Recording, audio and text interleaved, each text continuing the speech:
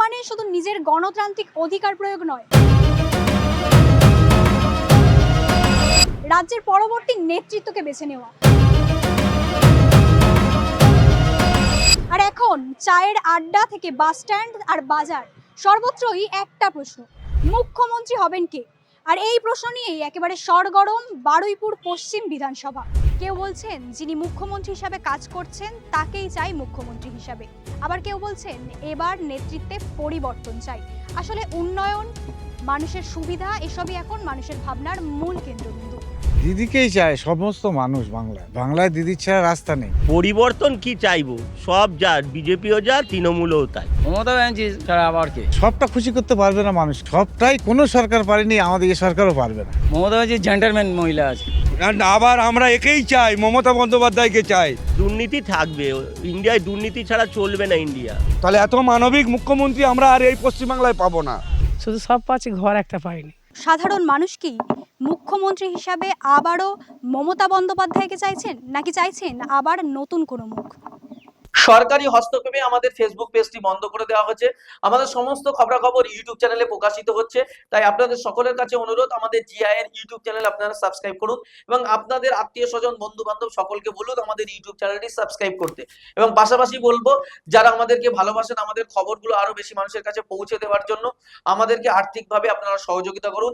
স্ক্রিনে যে QR code দেওয়া আছে সেখানে স্ক্যান করে আপনারা আপনাদের যতটুকু সাধ্য যে যা পারবেন আর্থিকভাবে সহযোগিতা করে আমাদের পাশে দাঁড়ান। 26-এ আবার পরিবর্তন চাইছেন নাকি দিদিকেই চাইছেন? দিদিকেই চায় সমস্ত মানুষ।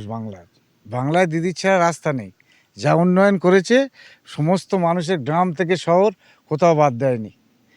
কাঁচা রাস্তা রাখেনি, প্রতিটা ক্ষেত্রে যতগুলো প্রকল্প সব মানুষই খুশি। সে যতই বলুক, দিদিকে সরানো এত সহজ না। ভোটের আগে এই যে ভাতা প্রকল্প শুরু হয়েছে, সবাই বলছে এখানে যে দিদি চাকরি দিচ্ছে না, ভাতা দিচ্ছে। সেটা বলবে, সবটা খুশি করতে পারবে না মানুষকে। সবটাই কোনো সরকার পারেনি, আমাদের এই সরকারও পারবে না। কি করবে? কিছুতে পারছে দিদিকে। আমি কেন আপর গ্রামের মানুষ, কোনো মানুষ চাইছে না এরকম জায়গাতে নেই। দিদির প্রতি এত ভালোবাসার কারণ কি? দিদি নিচে থেকে মানুষকে দেখেছে, রাস্তা থেকে, গরিব থেকে বড়, শহর গ্রাম, প্রত্যেকটা মানুষকে। এ কোনো কালার দেখেনি দিদি, কোনো জাত দেখেনি। এই জন্য মানুষের নির্বিকারে দিদি চায়। কোনো মানুষকে সে দৃষ্টি দিয়ে দেখেনি যে ও বিজেপি করে, ও তৃণমূল, সিপিএম করে, এ আমার তৃণমূলের লোক। সে তো ঢালাও উন্নয়ন প্রত্যেকটা মানুষের জন্য পরিকল্পনা করে গেছে। ঘর একবার অনলাইনে বলেছে, কেন? ওর লেবার লোকরা, নেতারা চুরি করছে বলে। অনলাইনে ডাইরেক্ট ওরা পাক, গরিব পাক। তাহলে সে মানুষের যতই বিরোধী যত চিল্লাচিল্লি করুক, দিদির কাজ সরার খুব সমস্যা আছে। মানুষের মনের ভিতরে ঢুকে গেছে, সব থেকে মধ্যবিত্ত গরিব মানুষের কাছে। 2026-এর নির্বাচনে মুখ্যমন্ত্রী হিসাবে কাকে চাইছেন? মমতা ব্যানার্জি ছাড়া আবার কে? মমতা ব্যানার্জিকেই চাই। মুখ্যমন্ত্রীর পরিষেবা কার্যকলাপ নিয়ে খুশি আছেন? ঠিক আছে, সব ঠিকঠাক আছে একদম? ঠিক আছে। মমতা ব্যানার্জি ছাড়া আর কে? তৃণমূলের সাপোর্ট করেন নাকি মমতা ব্যানার্জিকেই সাপোর্ট করছেন? মমতা ব্যানার্জিকে সাপোর্ট করি। মমতা ব্যানার্জি যদি অন্য রাজনৈতিক দল করেন তাহলে সাপোর্ট করবেন? হ্যাঁ, মমতা ব্যানার্জি জেন্টলম্যান মহিলা আছে। পরিবর্তন কি চাইবো? সব যা, বিজেপিও যা, তৃণমূলও তাই। ঠিক আছে, যেটাই আসবে সে এরা অল্প করে যে ওরা আর তারও বেশি করবে। ঠিক আছে, যেই আসবে সেই এই করে বেড়াবে, এটাই হচ্ছে আমাদের। হ্যাঁ, দুর্নীতি থাকবে, ইন্ডিয়ায় দুর্নীতি ছাড়া চলবে না ইন্ডিয়াতে দুর্নীতিই থাকবে। ভালো পরিষেবা দিয়ে যাচ্ছেন দিদি, রাজ্য ভালো চালাচ্ছেন দিদি। আমাদের ঘরে ছেলে মেয়েদের পড়াশোনা আইসিডিএস থেকে প্রাইমারি স্কুলের ছেলে মেয়েদের খাতাপত্র, ছাতা, সাইকেল সব দিয়ে যাচ্ছেন। আমাদের স্বাস্থ্যসাথী, যুবসাথী, কন্যাশ্রী, রূপশ্রী সমস্ত কিছু, রাস্তাঘাট, মানে মানুষের পড়াশোনার ব্যাপারে সব টাকা পয়সা সব দিক দিয়ে দিচ্ছে। বিয়ের জন্য কন্যাশ্রী, হ্যাঁ সব। আমি ডাব বিক্রি করে খাই, দুজনেই উচ্চ মাধ্যমিক পাস। আজকের স্কুলে বই, জুতো, খাতা, ছাতা আমরা সবই পেয়েছি। কন্যাশ্রী পেয়েছি, স্কলারশিপ পেয়েছি, তারপর 2টো সাইকেল পেয়েছি, মোবাইলের টাকা পেয়েছি। আর কি চাই? আবার আমরা একেই চাই, মমতা বন্দ্যোপাধ্যায়কে চাই। কারণ ছেলে মেয়ে, দেখো আমি একটা কথা বলি শুনুন, চাকরি যে আমাদের সবাই পাবে লেখাপড়া শিখলে সেরকম কোনো কথা নয়। তার মধ্যে একটা ঝাড়ে যদি বা 10টা বাঁশ তৈরি হয়, 10টা বাঁশ কি মন্দির মসজিদে যায় না, কেউ পায়খানায়ও যায়।